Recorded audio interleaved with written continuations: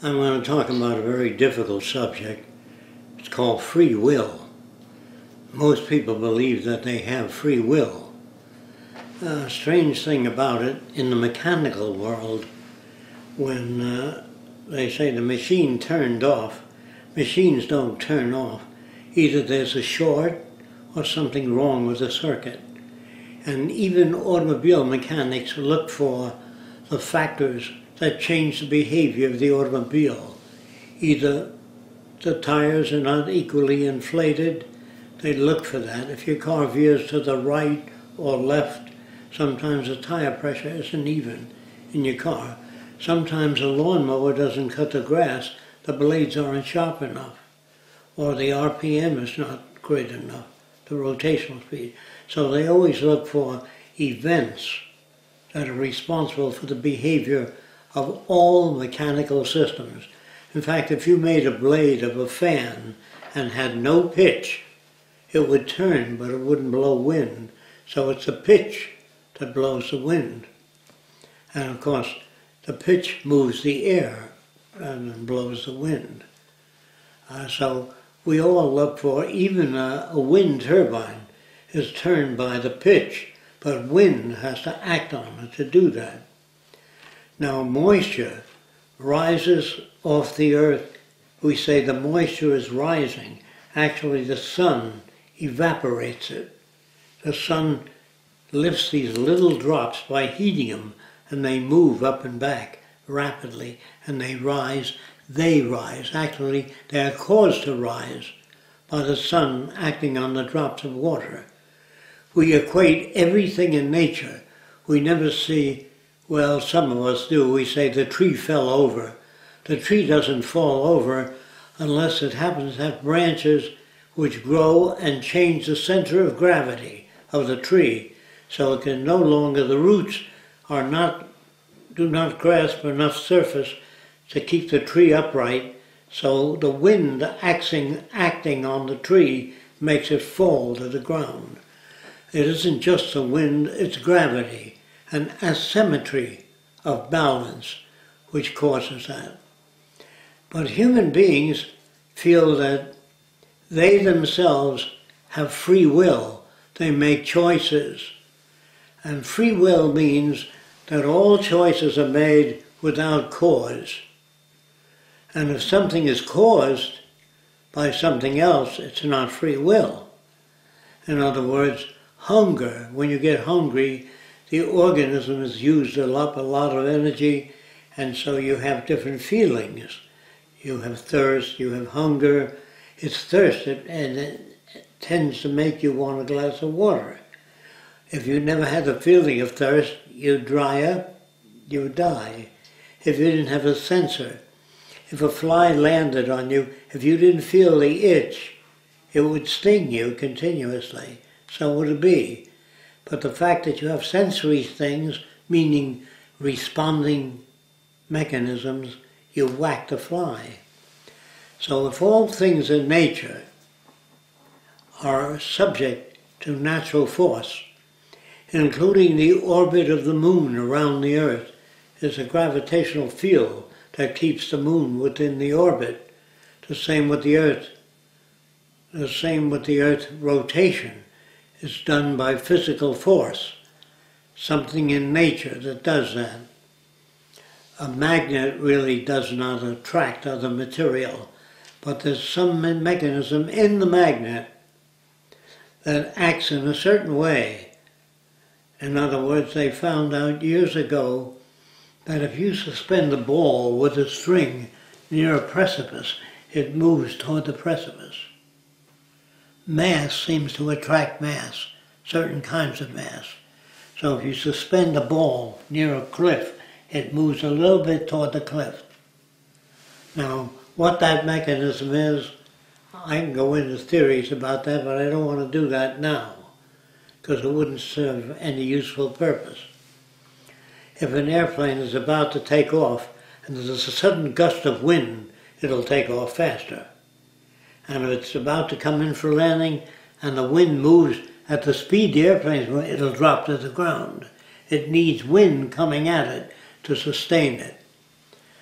Also, man does not see with his eyes. He needs light. If a man says, well, at least I can see, if you bring him into a dark closet and tell him to see, he cannot, unless there's light. So he does not see with his eyes, he sees with a combination of the retina, the brain, the eyes, and light, and many other factors, which I needn't go into. If all things are acted upon by nature, if a moth has a tendency to fly into light, and the moth has what we call an antenna, it's a heat sensor. And when it gets near the flame, the heat sensor lets him know, gives him a reaction away from the flame. So a moth without an antenna would fly into fire. It's the antenna that caused him to back off. If you put sensors on a machine, meaning if they can sense the environment, they can react to it. Without sensors, a blind man needs a cane to see if there's objects in front of him, because he doesn't have visual senses. They say he tripped over the object. You know, he had no senses to tell him there was an object on the floor that he could not sense. So if a doctor notices that you have damaged senses, they recommend eyeglasses or eye surgery or retinal damage replacement or hearing aids. If you lose your hearing, you can't hear a Mack truck coming down the street. You have to step in front. If you can hear, at least you got another sensor that tells you there's a vehicle coming. So people that are deaf have a higher chance of being hit by a car. Not because they're deaf, because they can't sense a car coming down the street. So when we talk, they used to in the old days say we have 6 senses, like we had 6. We have an internal sense of how full you are. You have a pain sense of the depth of your body. You have an itch sense. You have a burn sense. You have many different senses, not 6. Whenever you can say we have 6 senses that I'm aware of, but you can't say we have 6 senses. You have a sense of fullness sometimes, a sense of fatigue, which they don't talk about. So don't try to numerically, unless you do a study of everything you react to, and you say, this is a list of everything that I find that man can react to. Some people, very few, can sense magnetic fields. Some birds can't. If you put a magnet, connect a magnet to their head, they lose sense of direction. The same with fish. So fish have senses we don't have. I'm not talking about good, bad, or right or wrong. I'm just talking about what you react with. So if a light gets continuously brighter and brighter, your eyelids will come down. And if it gets so bright, you'll put your hand in front to diminish the light. They say, I put my hand there to diminish the light. Even if they couldn't speak, they'd do that. You know what I mean? They don't have to be able to speak. So people think that they choose things. The proof that they don't choose things is many, but I'll give some. If you're brought up in a tribe that looks very different than we do, you fall in love with that configuration. That's why when I say there's no such thing as beauty, it's a conditioned thing. You're conditioned to like girls that are blonde or redhead, depending on the movies, the books, the people you've known. So we don't always know what it is that makes us appear to choose. But if you met a person with yellow spots on their face, and they always beat you up every time you met a person with yellow spots, the next time you saw a person with yellow spots, you'd cross the street. And they said, well, I'm avoiding the person with yellow spots. No, that's called a conditioned reflex. You're conditioned to react to yellow spots. It doesn't mean that everybody with yellow spots will beat you up. We project, and maybe some of that projection is useful for survival. So if you eat a certain type of grass and you get a bellyache, the next time you see that pattern, you tell somebody else, don't eat that. Because all your decision making is based upon experience. So if you touch a lot of poison oak and you get blisters on your hand and you don't know what it is that you touch, you better make a record in the future of touching things and then looking at your hand. And then later when you get a reaction, your decision making system is affected by the rash you get.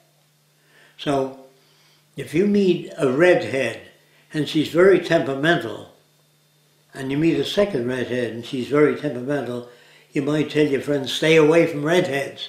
They're temperamental. No, that's your reaction to particular redheads.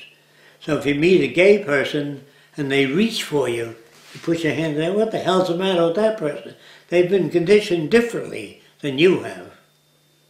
It isn't that they're bad, nobody is bad. So that's why society does not believe in free will. They say, don't steal. When the kid steals, you slap his hand if you catch him stealing. If you don't catch him, he can get away with it. So you tell kids, you give them a sense of morality, a sense of behavior by spanking or pulling a dog. All dogs will try to do whatever they want to do. So you connect a leash to him. When he tries to do his own thing, you pull him away. So he always has to obey you. But if you let a dog alone, he'll take over. A dog will always try to get you to do things to satisfy it, unless you dominate the dog. The same with people. If a guy says to a small guy, go get me a glass of water, and the small guy doesn't, and he slaps him. The next time he says, get me a glass of water, small guy, get him a glass of water. But it's a big guy, and he picks him up and throws him across the room. He never says, he says, I'll get my own glass of water. That's based on conditioning. So free will is an arrogance on the part of man, the assumption that he is the only object in the world that does not react to certain stimuli. All decisions are based upon whatever reaction you had. If you like a young lady, you get married. In the old days, you just moved in together. But it was too difficult to manage. That is, a ruling group of people could not manage people unless they made a set of laws and said, you don't take anything out of his hut, you don't take anything out of her hut. They had to invent some kind of structure to keep that society from working. In other words, if everybody took things from your log cabin and you went hunting and you got 5 rabbits and I stole 4 of them, the tribe wouldn't work. So morality is an outgrowth of inability to manage systems. Do you understand that? All moral laws come about because we need to have, especially if you get more than 4 people living together, you have to make laws. The laws that don't take his bow and arrow, he made that bow and arrow. You give him all kinds of words, it's wrong, this is... But if a guy doesn't have a bow and arrow or a javelin, and a lion comes at him and your javelin is nearby, he will borrow it. He doesn't steal it, he borrows it and he throws it at the lion. Because that's the only thing he knows that'll keep the lion off. He said, I decided to take your javelin, although I know it's yours, but there was nothing else I could do at the time. So the judge might be lenient. Now a lenient judge is a broad judge with broader experience. A judge that's brought up to believe in right, wrong, good, bad, black and white, his decisions are rigid as hell. But if he goes to another country that has a different set of values and he learns to live there, he can understand when you say different cultures impose different values on people. They don't care if you were to take one grape from your grape collection. If you had a lot of grapes on the table. But if you only had one grape, the law becomes severe. In scarcity, there are more laws. Can you understand that? The scarcer the object, the more laws. Now, if a man is incapacitated, he has scarcity. So he looks at you that can walk up and down and jump. He envies you. because you have a wider range of behavior. But if he can be given a shot in the same range of behavior, he no longer envies you. So envy is a byproduct of behavior sometimes that you cannot perform. Do you understand that? Okay.